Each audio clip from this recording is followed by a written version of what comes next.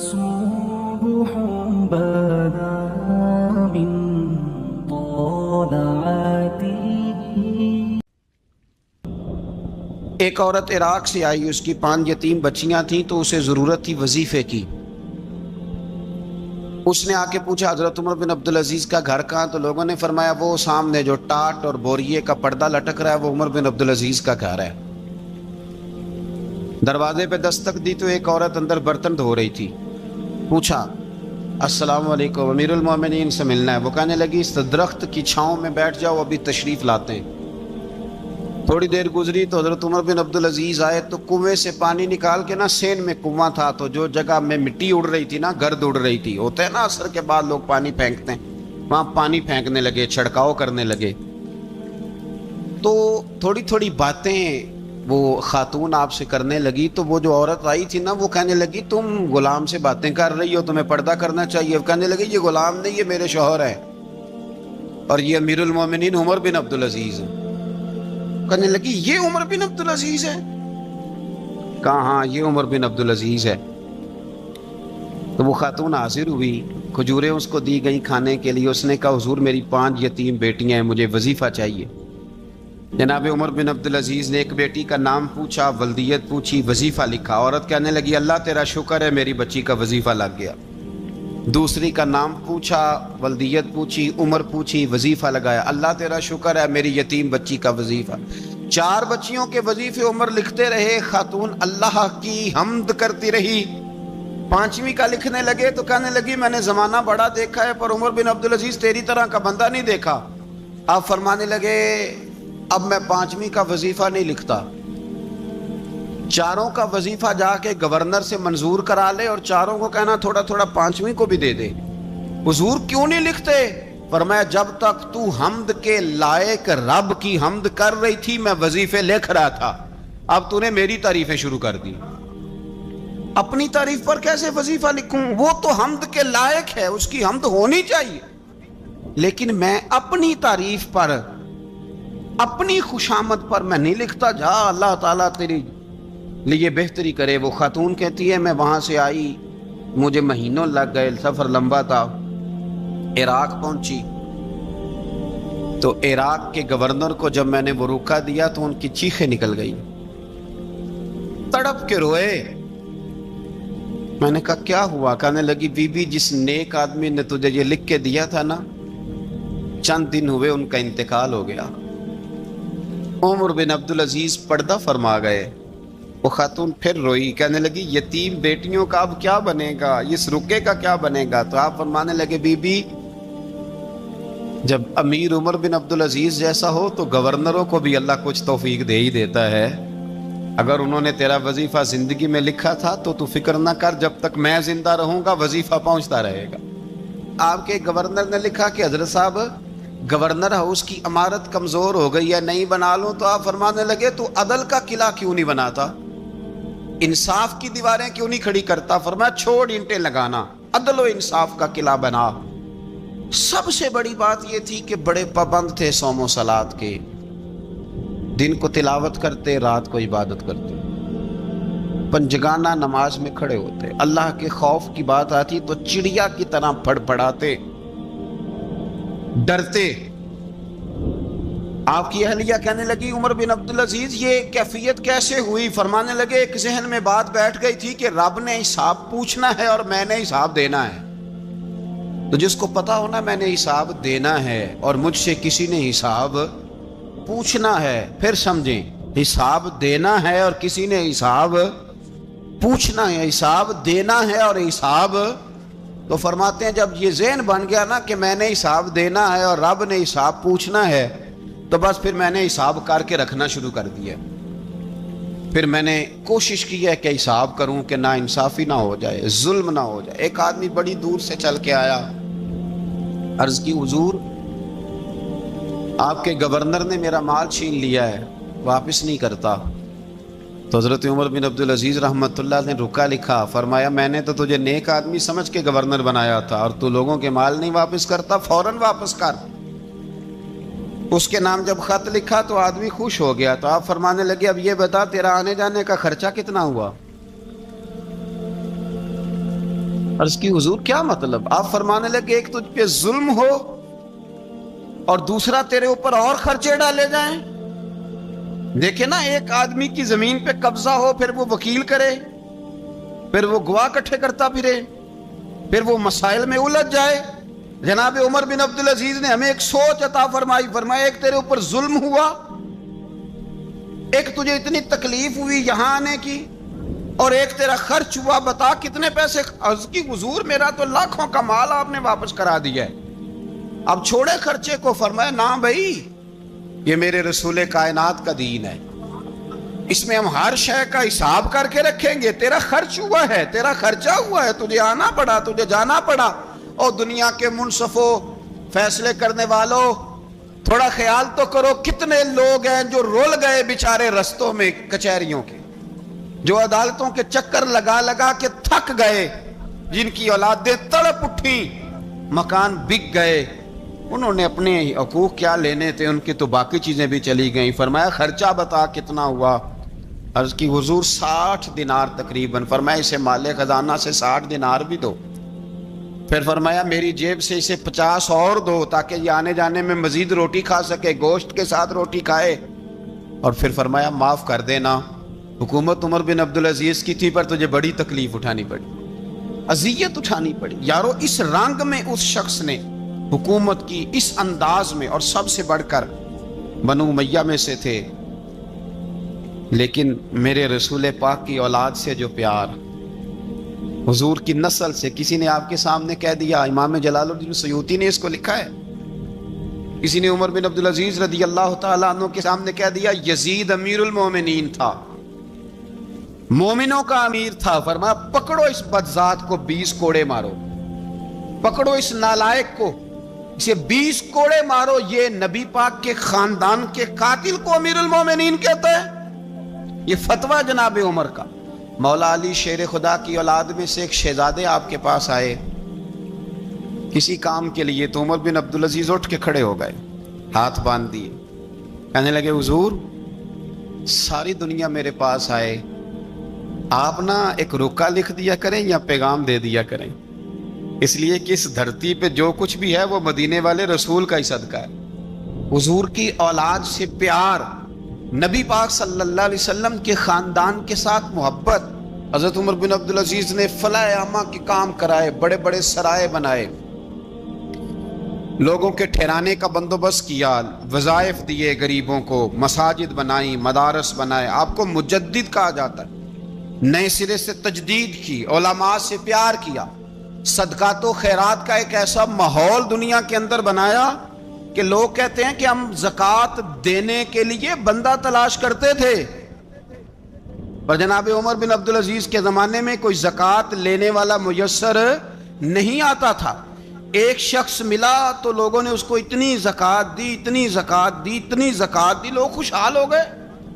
اتنی زکوٰۃ دی کہ اگلے سال وہ خود زکوٰۃ دے رہا تھا. حضرت عمر بن عبدالعزیز نے ایسا ماحول بنا کے لوگوں کو دیا، اس طرح کی نوعیت آپ نے لوگوں کو دی کہ خوشحالی نظر آنے لگی. ذمیوں کے، غیر مسلموں کے حقوق کا بھی تحفظ فرمایا. 39 سال عمر پائی، صرف نمازیں بھی پڑھ گئے، صدقے بھی دے گئے، عبادتیں بھی کر گئے، 2.5 سال حکومت بھی کر گئے، اللہ رسول کو راضی بھی کر گئے. عمر پائی 39، پورے 40 نہیں، 39 سال عمر پائی. اتنا کچھ کر گئے. ہم تو بھی انتظار میں رہتے، ہم تو بھی انتظار میں. اٹھ فریدہ ستیا تے داڑھی آ گیا ہی پور. اٹھ فریدہ، یہ ستیا کا مطلب بابا جی نے غفلت بیان کیا ہے، کہ مطلب یہ نہیں کہ سچی مچی سویا ہوا تھا، کہتے تو غافل ہے. اٹھ فریدہ ستیا داڑھی آ گیا ہی پور، اور اگا نیڑے آ گیا ہی، پیچھا رہ گیا ہی دور. 40 سال کی عمر میں آپ کو زہر دے دیا گیا. کچھ لوگوں کو برداشت نہیں نہ ہوا. ایک شخص آیا رکا لے کے، اس نے کہا حضور پچھلا خلیفہ میرے نام 20,000 دینار لکھ گیا ہے پر وہ فوت ہو گیا ہے، تو آپ یہ رکا ہے، مجھے 20,000 دینار دے دیں. آپ فرمانے لگے سنبھال کے رکھ، شاید میرے بعد والا دے دے. رکا سنبھال کے رکھ، پر مجھ سے نہ امید رکھنا 20,000 دینار تو میں 20,000 گھر میں دوں گا اور 20,000 چولہے جلاؤں گا. میں ایک آدمی کو اتنا امیر کر دوں اور باقی لوگ دیکھتے رہے. آپ کو زہر دے دیا گیا. बीमार रहे, बच्चों को बुलाया और मैं बेटा मैं जहन्नुम से डर गया था, तुम्हारे लिए माल नहीं जमा कर सका। उस दिल निकला, शदीद अलील हो गए।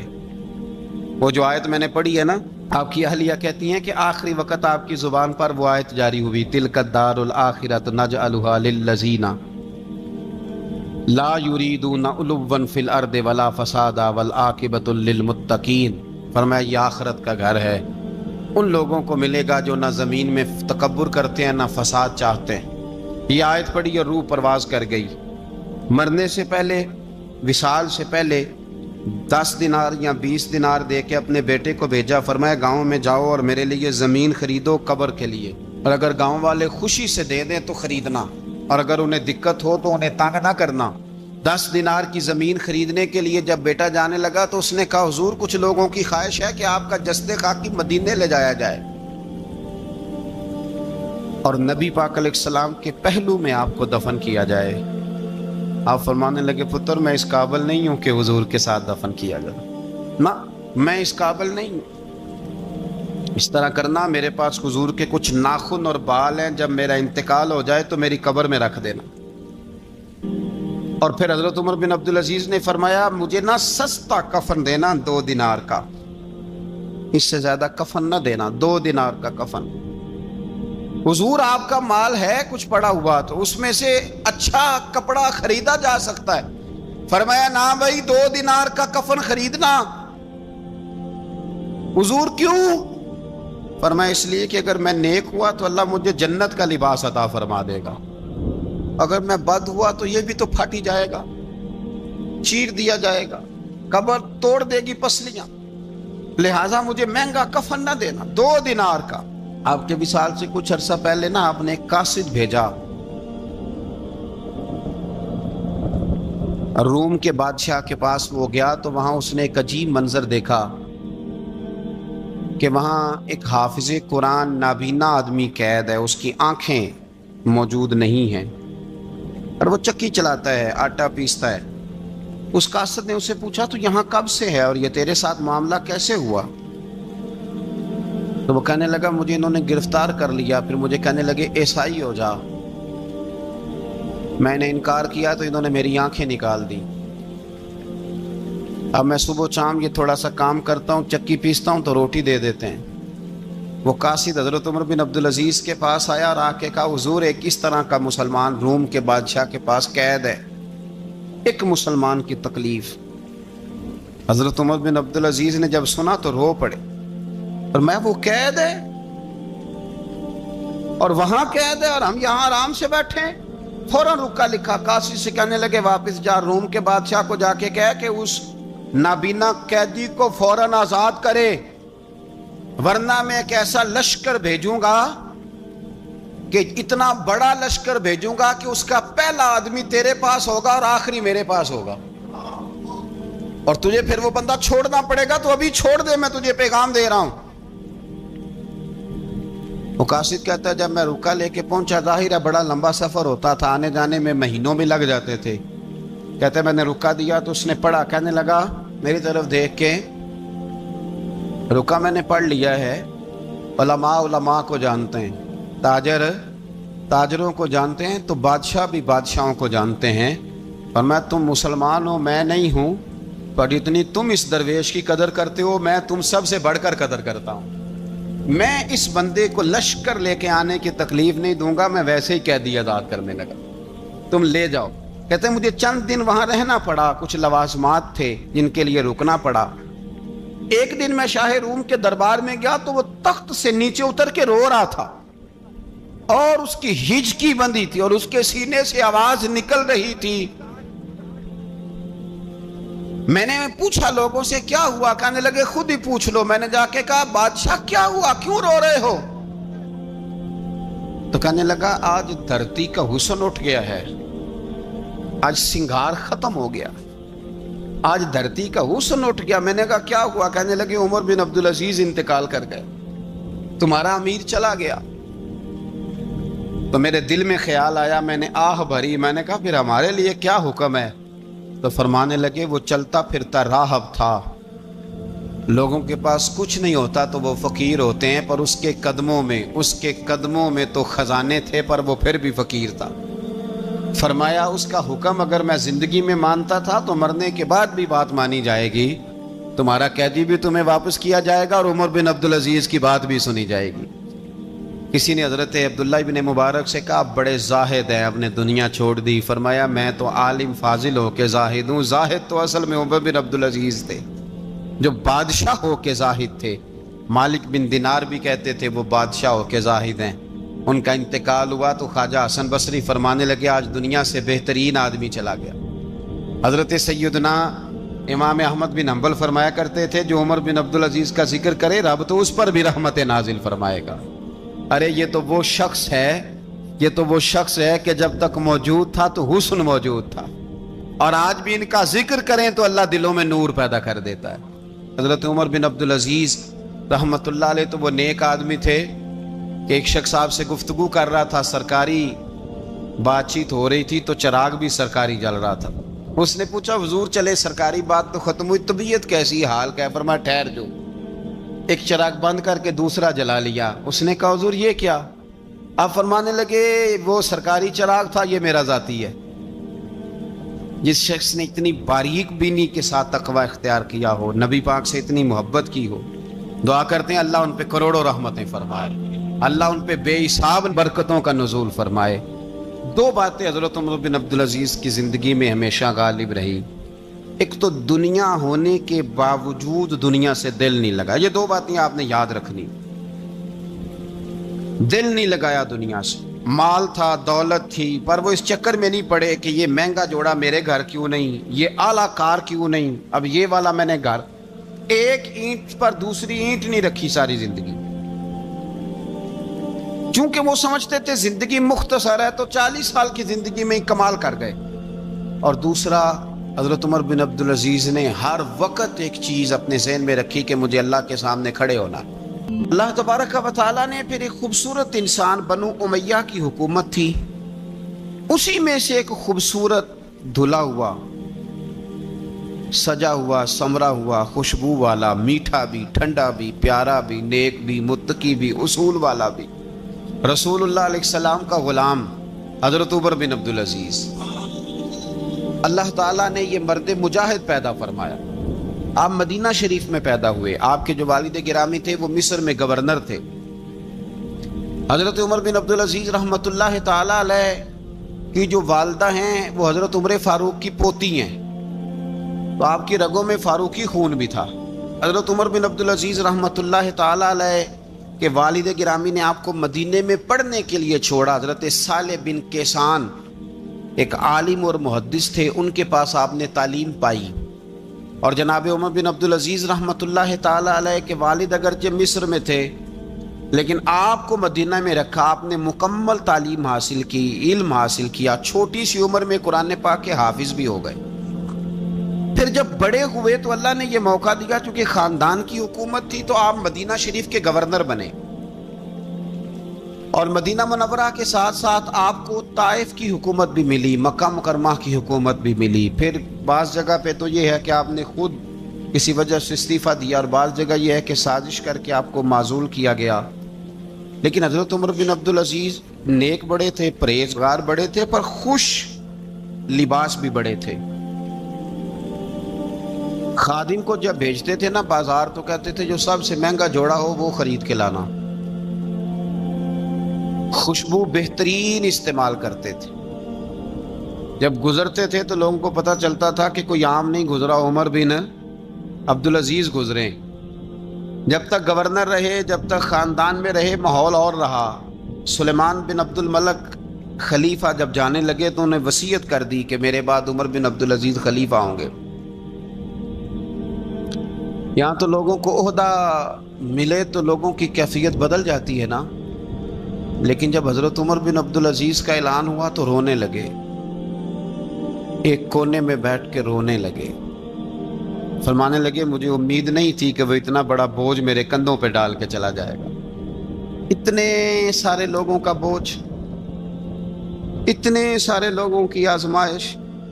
خیر چونکہ وصیت تھی، آپ کی بیعت لی گئی، بیعت لینے کے بعد آپ منبر پہ چڑھے تو فرمایا لوگوں میں تمہیں آزاد کرتا ہوں، اگر تم میرے علاوہ کسی کو حکمران بنانا چاہو تو مجھے کوئی اعتراض نہیں ہے۔ لوگوں نے کہا نہیں، آپ ہی ہمارے حکمران ہوں گے۔ حضرت عمر بن عبدالعزیز دنیا اسلام کے اندر ایسی مثال ہیں، اچھی طرح سمجھ لیں کہ جب حالات اب نہیں اب تر ہو گئے تھے، بد نہیں بدترین ہو گئے تھے، اور بڑے بڑے لوگوں نے عجیب ماحول گھڑ لیے تھے، اس ماحول میں آئے، لمبی نہیں 2.5 سال حکومت کی صرف، لیکن لوگوں کو حضرت صدیق اکبر کی یاد آنے لگی، لوگوں کو سیدنا فاروق اعظم کی یاد۔ آپ کی جو بیوی تھی وہ بھی بادشاہ کی بیٹی تھی،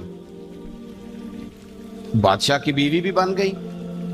پہلے دن اپنی بیوی سے کہا کہ اب ہم بن گئے ہیں امیر، اب ہمارے ذمے بہت ساری ذمہ داریاں ہیں، اب حالات اس طرح کے نہیں ہوں گے جس طرح کے پہلے ہوا کرتے تھے، اب تمہیں میرا ساتھ دینا ہے،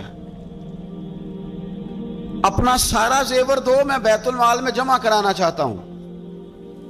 یہ بڑا مشکل کام ہوتا ہے کسی خاتون کے لیے، سارا مال وہاں جمع کرا دیا۔ پہلے دن ہی سارے کپڑے سپڑے حضرت عمر نے اپنے خیرات کر دیے، سادہ لباس پہن لیا، اور بڑی تھوڑی غذا گھر میں آتی تھی، بیت المال سے تھوڑا سا وظیفہ، جائیدادیں ساری دے دی اللہ کے رستے میں، غریبوں میں بانٹ دی۔ ایک دن گھر میں تشریف لائے تو بچیوں نے منہ پہ ہاتھ رکھ لیا۔ حضرت عمر بن عبدالعزیز بات کرتے ہیں تو بیٹیاں منہ چھپا لیتی، پتر کیا بات ہے بیٹے، میرے منہ سے بدبو آ رہی ہے، منہ چھپاتی ہو؟ تو بچیاں خاموش ہوئی۔ جب دوبارہ پوچھا تو کہنے لگے ابا جی جو آپ خرچہ دیتے ہیں نا اس میں 2 وقت روٹی نہیں پک سکتی۔ اور یارو میں آپ کو وقت کے امیر کی بات سنا رہا ہوں، یہ جو رکھ رکھاؤ میں نے اور آپ نے بنا لیا ہے تو خرچے اتنے بڑھا لیے کہ ہم الجھ گئے، ہم سے پورے نہیں ہوتے۔ لیکن جنہوں نے اولادوں کو سادہ رکھا، حالات قابو میں رکھنے میں کامیاب ہوئے، بچ گئے۔ میرے نبی کریم صلی اللہ علیہ وسلم نے فرمایا جو ضرورت کے مطابق جسے اللہ نے روزی دے دی وہ کامیاب ہو گیا، لیکن ہم بہت الجھ گئے، بہت دور نکل گئے۔ بیٹیوں نے منہ میں ہاتھ رکھا، پتر کیا بات ہے ابا جی،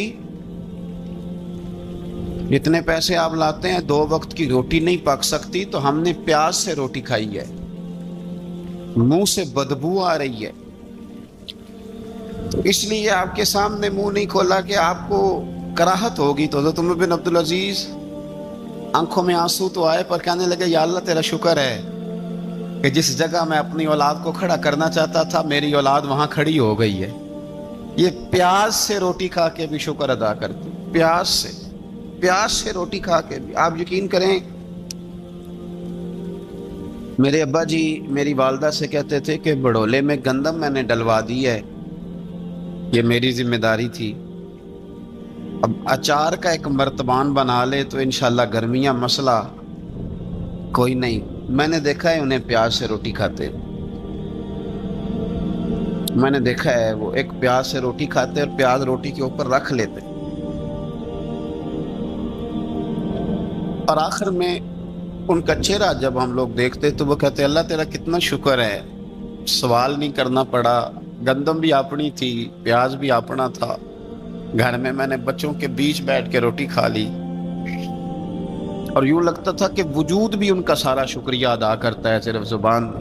حضرت عمر بن عبدالعزیز نے اپنے گھر کے اندر عید والے دن بیٹیوں نے کہا ابا جی جوڑے پرانے ہیں، یارو ہو جاتا ہے، بس تھوڑا سا نا توجہ کی ضرورت ہے، ہو جاتا ہے، نئے کپڑے لینے ہیں۔ اب ایک گھر میں شادی ہوتی ہے تو اس گھر سے تعلق رکھنے والے ہر گھر میں شادی سمجھنے شروع ہو گئی، لاکھوں روپے کا مال صرف کپڑوں پہ، جوتوں پہ اور ان کے لوازمات پہ لگتا ہے۔ غربت کیسے ختم ہوگی؟ حالات کیسے ٹھیک ہوں گے؟ پردیس میں جانے والے واپس کیسے آئیں گے؟ کس طرح یہ ماحول ٹھیک ہوگا جب اخراجات اتنے بڑھا لیے جائیں؟ حضرت عمر بن عبدالعزیز رحمۃ اللہ علیہ کی بیٹیوں نے کہا عید پہ کپڑے لینے، ضد کی تو جناب عمر نے اپنے وزیر خزانہ کو خط لکھا فرمایا 1 مہینے کی تنخواہ مجھے ایڈوانس دے دو، بیٹیوں کے کپڑے لینے ہیں۔ تو جب بادشاہ عمر بن عبدالعزیز جیسا ہو تو پھر وزیر بھی نیک ہی ہوتے ہیں، وزیر بھی نیک۔ تو وزیر کہنے لگا حضور کچھ باتیں آپ سے سیکھی ہیں، اگر اجازت دیں تو کر لوں؟ کہا جناب کرو۔ کہنے لگے آپ 1 مہینے کی تنخواہ ایڈوانس مانگ رہے ہیں، آپ 1 مہینے تک زندہ رہیں گے؟ یہ آپ سے سیکھی ہوئی باتیں۔ حضرت عمر بن عبدالعزیز کہنے لگے رب تیرا بھلا کرے، تو نے سوئے ہوئے عمر کو پھر سے جگا دیا۔ بیٹیوں سے آ کے کہنے لگے پتر پرانے کپڑے دھو کے پہن لو، اگر کپڑے دھو کے پہن لوگی اور پہن کے رب کی بارگاہ میں کھڑے ہوگی تو رب تو پہلے ہی بڑا قبول فرمانے والا ہے، اللہ تو پہلے ہی بڑا قبول کرنے والا ہے۔ تو صاحب یاد رکھیں، حضرت عمر بن عبدالعزیز نے اپنے گھر کے اندر یہ ماحول پیدا کیا، اپنے گھر کے اندر یہ کیفیات آپ نے بنائیں، بنا کر کے سجائیں۔ میرے عزیز یاد رکھیں، کچھ چیزیں ایسی ہوتی ہیں جن پر انسان اگر توجہ کر لے تو آسانی سے معاملات ٹھیک ہو جاتے ہیں۔ حضرت عمر بن عبدالعزیز نے خود بھی سادگی اختیار کی، آپ کے بچوں نے بھی سادگی۔ ہوتا یہ ہے کہ جس طرح کا حکمران ہوتا ہے نا، رعایا پر اس کے اثرات ہوتے ہیں، یہ ایک اصولی بات ہے۔ جس طرح کا حکمران ہو رعایا پر اس کا اس طرح کا۔ ولید بن عبد الملک جب حکمران تھا نا تو اسے عمارتیں بنانے کا بڑا شوق تھا، بڑی بڑی بلڈنگیں کھڑی کرنا، بڑے بڑے محلات بنانا۔ تو اس زمانے میں ہر آدمی بلڈنگ کی بات کرتا تھا، ہر آدمی جو ہوتا تھا وہ کسی نہ کسی نئے مٹیریل کی بات کرتا تھا، نئے نقشے کی بات کرتا تھا۔ جب سلیمان بن عبد الملک حکمران بنا تو سلیمان بن عبد الملک جو تھا اس کو شوق تھا شادیاں کرنے کا، یہ بھی شوق ہوتا ہے بادشاہوں۔ اس زمانے میں لوگ شادی کی بات کرتے تھے، نکاح کی بات کرتے تھے، بیاہ کی بات کرتے تھے۔ تو پورے ماحول کے اندر ایک چیز پیدا ہو گئی تھی۔ لیکن جب حضرت عمر بن عبدالعزیز کا زمانہ آیا تو وہ راتوں کو عبادت کرتے تھے، وہ وظائف پڑھتے تھے، وہ قرآن پاک کی تلاوت کرتے تھے، وہ اللہ کا ذکر کرتے تھے۔ تو پھر ایک ماحول بن گیا جو ذکر الہی کا ماحول تھا، پھر ایک ماحول بن گیا جو تقوی کا ماحول تھا، پھر ایک ماحول مارد وجود میں آیا جو پرہیزگاری کا ماحول تھا۔ عام عوام بھی اللہ کے ذکر کی باتیں کرنے لگی، عام ماحول بھی اس طرح۔ حضرت عمر بن عبدالعزیز نے سب سے پہلا یہ کام کیا کہ بادشاہی پروٹوکول ختم کرائے، ختم ہو گئے پروٹوکول۔ آپ نے فرمایا کوئی شاہی خاندان کا بندہ آئے تو کسی کا کوئی پروٹوکول نہیں ہے، میرا بھی کوئی پروٹوکول نہیں ہے، بلکہ آپ نے فرمایا کسی خطیب کو، کسی امام کو اجازت نہیں کہ میرا نام لے کے میرے لیے دعا کرے۔ سب مسلمانوں کے لیے دعا کرنا، فرمانے لگے الحمدللہ میں مسلمان ہوں، جب تم مسلمانوں کا نام لے کے دعا کرو گے تو میں بھی اندر ہی آ جاؤں گا۔ اضافی طور پر نام لے کے دعا کرنے سے بھی روک دیا۔ حضرت عمر فاروق رضی اللہ تعالیٰ عنہ خادم سے کہنے لگے بوڑھی سے پوچھو۔ تو پوچھا اماں السلام علیکم۔ وعلیکم السلام۔ اماں کیا بات ہے؟ تو اماں کہنے لگی جاؤ دوڑو، تمہیں کیوں بتاؤں، دیہات کی سیدھی سادی بی بی، جاؤ بھاگ جاؤ۔ کہا نہیں اماں مہربانی کرو، اندر تو آنے دو۔ بڑی منت کے بعد اماں مانی۔ عمر فاروق عام آدمی نہیں جس سے دنیا کامتی ہے۔ حضرت عمر اندر گئے، اماں کیوں پریشان ہو؟ تو اماں کہنے لگی تمہیں کیوں بتاؤں، میرا اپنا دکھ ہے، چل اماں بتا دے، تیری مہربانی۔ تو اماں کہنے لگی میں ایک بیوہ ہوں، بے اولاد ہوں، کوئی میرا سہارا نہیں، مجھے عمر فاروق سے بڑی شکایت ہے، میرے اوپر 25 دینار کا قرضہ چڑھ گیا ہے اور 3 دن ہو گئے میں نے روٹی نہیں کھائی، اور عمر نے میری خبر نہیں لی۔ حضرت عمر کو پتہ چل گیا لوارث ہے، اس کا کوئی 2 4 10 ہزار ووٹ کوئی نہیں، ایک کو میکے سے 6 مربے نہیں لے کے آئی، ایک اکیلی تنے تنہا۔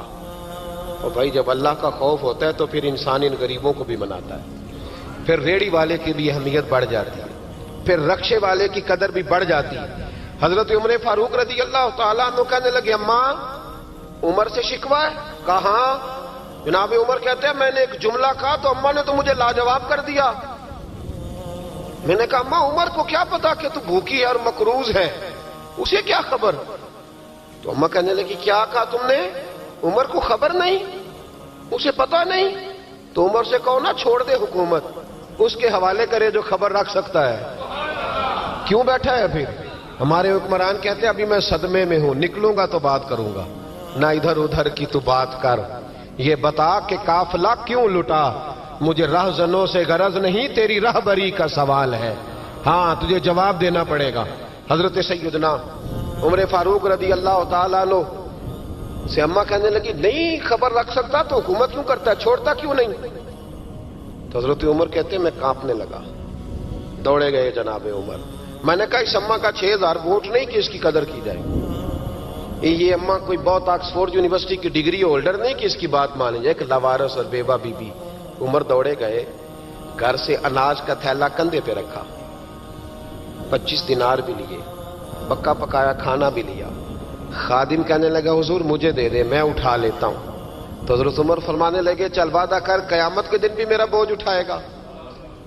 کہنے لگا جی نہیں وہاں نہیں اٹھا سکتا۔ فرمایا پھر آج بھی نہ اٹھا، مجھے ہی اٹھانے دے، یہ میرا بوجھ ہے تو مجھے ہی۔ اماں کے سامنے 25 دینار بھی رکھے۔ پھر اماں کو حضرت فاروق اعظم نے 2 مہینے کا راشن بھی دیا، پھر پکا پکایا کھانا بھی دیا۔ معمولی آدمی کی بات نہیں کر رہا، 24 لاکھ مربع میل کا حکمران۔ حضرت عمر مدینے میں بیٹھ کے کبھی للکار دیں تو کیسر و کسریٰ کی ٹانگیں کانپیں۔ جناب عمر فاروق رضی اللہ کھانا کھلا کے اماں چارپائی پہ تھی تو عمر نیچے بیٹھ گئے، کہنے لگے اماں چل عمر کو معاف کر دے، چل چل جانے دے، کوئی عرض نہیں، بیچارے کو پتہ نہیں چلا۔ تو اماں کہنے لگی تو نے پھر عمر کا ذکر چھیڑ دیا۔ بیٹے میرے گھاؤ بڑے گہرے ہیں، میرے زخم بڑے سخت ہیں، کلیجہ پھٹے تو تجھے دکھاؤں کتنی تکلیف میں ہوں، میں تو پکا ہوا پھل ہوں، کسی وقت بھی دنیا سے چلی جاؤں گی، میں نے عمر کو معاف نہیں کرنا۔ جب میں قبر میں جاؤں گی نا، نبی کریم علیہ السلام آئیں گے تو میں عمر کی شکایت کروں گی، میں کہوں گی حضور اس سے پوچھئے یا رسول اللہ بیوہ اور بوڑھی کا خیال ہی نہیں کیا؟ تو آپ کے غلام کہتے ہیں میں نے عمر کو کبھی اتنا روتے نہیں دیکھا جتنا آج روئے۔ کہنے لگے اماں عمر کو میں جانتا ہوں وہ کمزور ہے، یہ شکایت نہ لگانا، وہ کمزور ہے، مقابلہ نہیں کر سکے گا، یہ شکایت نہ لگانا، چل معاف کر دے۔ تو اماں کہنے لگی اچھا تو مجھے کچھ اچھا لگتا ہے، جا تیری خاطر عمر کو معاف کیا، تو پیارا لگا ہے، جا معاف کیا، تیری خاطر معاف کیا، تیری خاطر عمر کو معاف کیا۔ حضرت عمر فاروق کہنے لگے مجھے لکھ کے دو، کون اتنے جتن کرتا ہے؟ کون؟ کسی سے کہنا جا اپنی اماں کو منا لے، تو کہتے ہیں نہیں میری غلطی کوئی نہیں تو مناؤں کس بات پہ، ہمیں تو 20 دلیلیں آتی ہیں، جا ابا کے پیر پکڑ لے۔ پتہ ہے نبی پاک علیہ السلام نے فرمایا جس کا باپ راضی ہوگا اسی کا اللہ راضی ہوگا، اور جس کا باپ ناراض ہوگا وہ سارا دن وظیفے پڑھے، اس کا اللہ راضی۔ یہ ابو داؤد شریف کی حدیث ہے۔ نا جی بڑی مہربانی، پیسے نہ لائیے گا اب بات سنیں، وہ بھی میں سمیٹنے کی طرف آ رہا ہوں، ختم کر رہا ہوں، آپ میری بات پہ توجہ رکھیں۔ عزیز بھائی، نبی کریم صلی اللہ تعالی علیہ وسلم نے جو اپنے غلاموں کی تربیت کی تو حضرت عمر فاروق کہنے لگے لکھ کے دو، لکھ دو۔ تو اماں کہنے لگی آپ لکھیں میں سائن کر دیتی ہوں، آپ لکھ دیں میں سائن کرتی ہوں۔ حضرت عمر نے لکھا فلاں بنت فلاں کو عمر سے شکایت تھی، پھر انہوں نے عمر کو معاف کر دیا۔ اماں سائن کرنے ہی لگی تھی کہ مولا علی شیر خدا آ گئے، حضرت عبداللہ ابن مسعود آ گئے۔ اوہو عمر یہاں بیٹھے ہوئے ہو، میں سارے مدینے میں تلاش کر رہا تھا، یہاں بیٹھے ہو، وہ کچھ لوگ ملنے آئے، نکلو۔ اماں نے سنا کہ یہ عمر تھے تو اماں اٹھ کے کھڑی ہو گئی، آئے ہائے عمر تھے، آپ عمر تھے؟ تو جناب عمر کہنے لگے اماں تو نے جو کہا ٹھیک کہا، لیکن اپنے وعدے پہ قائم رہا، یہ ذرا سائن کر دے۔ اماں نے سائن کیے تو حضرت عمر فاروق فرمانے لگے علی آ گئے ہو تو بطور گواہ تم بھی دستخط کر دو، عبداللہ ابن مسعود تم بھی بطور گواہ جب سائن ہوئے تو جناب عمر نے رکا لپیٹا اور مولا علی شیر خدا سے فرمانے لگے علی یہ رکھ لو، مجھے لگتا ہے میں تم سے پہلے دنیا سے جاؤں گا، اور جب میں پردہ کر جاؤں نا تو یہ رکا میرے کفن میں رکھ دینا۔ اگر حضور علیہ السلام نے پوچھا نا میری امت کے ساتھ کیا سلوک کر کے آئے ہو، تو رکا نکال کے کہوں گا یا رسول اللہ ایک بوڑھی ناراض تھی میں اسے بھی راضی کر کے آیا، حضور یہ میں راضی۔ بھائی جب تک ہم اللہ سے نہیں ڈرتے معاشرہ اصلاح پذیر نہیں ہو سکتا۔ حضرت عمر فاروق رضی اللہ تعالیٰ عنہ نا باہر والوں کا بھی بڑا سخت حساب کرتے تھے، بڑا۔ ایک گورنر صاحب نے لباس بڑا شاندار پہننا شروع کر دیا تھا تو حضرت عمر نے اتروا کے نا تو انہیں ٹاٹ کا لباس پہنا کے تو اونٹ چرانے کی ڈیوٹی دے دی تھی، اتنا سخت احتساب کرتے۔ کسائی کی دکان پر بھی 1-2 گھنٹے کھڑے ہوتے تھے، جو آدمی مسلسل 2 دن گوشت خریدتا تھا نا فرماتے تھے اس کا ٹیکس بڑھا دو، لوگوں کو دال نہیں مل رہی اور یہ روز گوشت کھاتا ہے۔ حضرت فاروق اعظم، اس کو جزیہ کہا جاتا تھا، یا کچھ اور معاملات ہوتے تو بڑھا دیتے تھے۔ مسلسل جو 2 دن آدمی گوشت کھاتا تھا، فرماتے تھے مدینے میں غربت ہے، اگر یہ والا نظام تم کرو گے تو غریب لوگ کس کی طرف دیکھیں گے۔ لیکن اس سے زیادہ بڑھ کر جو ان کی زندگی کا معیار اور سٹیٹس تھا وہ یہ تھا کہ اپنے گھر کا خاص خیال رکھتے، خاص توجہ کرتے۔ ملک شام سے اور ایران سے کچھ لوگ آپ کی خدمت میں آئے تو وہاں سے کچھ کنیزیں بھی آئیں، ان کے بادشاہ پیغام لے کے۔ شاہ ایران کی کنیز کو ملکہ نے کہا کہ نا حضرت عمر کی زوجہ کو دیکھ کے آنا ذرا کس طرح کی ہے۔ ہمارے ملک میں کیا کہتے ہیں؟ خاتون اول، جی خاتون، باقی سارے دووں میں خاتون اول، ذرا خاتون اول کو دیکھ کے آنا۔ تو وہ جب آئی نا گھر میں ملنے تو کہا کہ مجھے میری ملکہ نے کہا تھا کہ عمر کی زوجہ سے، اہلیہ سے ملاقات کر کے آنا۔ تو حضرت عمر کی اہلیہ نے نا ایک جوڑا کپڑوں کا دے دیا ملکہ کے لیے اور ایک خوشبو کی شیشی دے دی۔ اب جب وہ تحفے وہاں گئے تو اس ملکہ نے نا کچھ سونے کا سامان بھیجا، کچھ زیورات بھیجے، کچھ تحائف بھیجے۔ جب حضرت عمر کے گھر آئے نا، وہ خادم لے کے آیا، اس نے کہا جی آپ کی اہلیہ نے تحفے بھیجے تھے۔ تو جواب میں شاہ ایران کی بیوی نے، یہاں جس ملک کا وہ سفیر تھا، انہوں نے بھی یہ بھیجے ہیں۔ حضرت عمر فاروق نا وہ تحفے لے کے گھر گئے تو جا کے کہنے لگے اپنی اہلیہ سے، یہ تو کب سے تحفے تحائف بھیجنے لگ گئی ہے، یہ کب سے نظام شروع ہو گیا؟ تو کہ حضور تحفہ دینا لینا تو ٹھیک ہے، سنت ہے، محبت بڑھتی ہے، تو یہ کوئی قباحت نہیں، اور میں نے اپنی ذاتی استعمال کے لیے جو چیزیں رکھی تھی وہ میں نے دی ہیں۔ تو حضرت عمر فاروق رضی اللہ تعالیٰ عنہ فرمانے لگے ہم نے کسی ملک کے ساتھ اور اس کے بادشاہ کے ساتھ ذاتی تعلق نہیں بنانا، تعلق جو بھی بنے گا رسول اللہ کے دین کی برکت سے بنے گا، ذاتی رشتے نہیں ہم نے قائم کرنے۔ ذاتی آپ کے ملک کی جو ایئر لائن جس کا ہر سال خسارے کا ڈنڈورا پیٹا جاتا ہے نا، وہ ہمارے بادشاہ صاحب اور صدر صاحب اگر غیر ملکیوں کو گھوڑا کبھی بھیجنا ہو نا، گھوڑا، تو پورا ایک جہاز گھوڑا لے کے تحفے میں جاتا ہے، پورا جہاز غریب قوم کا یہ سرمایہ۔ اور قوم بڑی بادشاہ ہے، لائنوں میں لا کے ووٹ دیتی ہے۔ 2 کام ہمیشہ لائن میں لا کے کرنے، ایک بل لائن میں لا کے جمع کرانا ہے اور ایک ووٹ لائن میں لا کے، تاکہ پھر پورے 5 سال لائن میں ہی لگے رہیں۔ مرضی سے آپ ووٹ دینا، پر جو بات درست ہے اس کو سنو۔ اور وَلِمَنْ خَافَ مَقَامَ رَبِّهِ جَنَّتَانِ، جو رب کے سامنے کھڑے ہونے سے ڈرتا ہے رب اسے 2 جنتیں عطا کرتا ہے۔ تو لہٰذا یہ 2 باتیں ہمیشہ ذہن میں رکھیں، یہ اتنا بناؤ سنگار، ہر وقت اپنے آپ کو سجانا، گھر سنوانا، گاڑی، یہ وہ، اتنا اس چکر میں نہ پڑیں۔ اور دوسرا ایک ذہن بنائیں کہ دنیا سے ہم لوگوں کو جانا ہے۔ آخر دعوانا ان الحمدللہ رب العالمین۔ اللہم صل علی سیدنا و مولانا محمد، اللہم صل علی سیدنا و مولانا محمد۔ اللہ کے شیر ہے در کرار پر درود، اللہ کے شیر ہے در کرار پر درود، اللہ کے شیر ہے در کرار پر درود۔ حضرت حسن حسین کے کردار پر درود، اللہم صل علی سیدنا و مولانا محمد وعلی سیدنا علی و سیدتنا فاطمہ و سیدتنا زینب و سیدنا حسن و سیدنا حسین وعلی آلہ و صحبہ و بارک وسلم۔ زینب کی بارگاہ میں،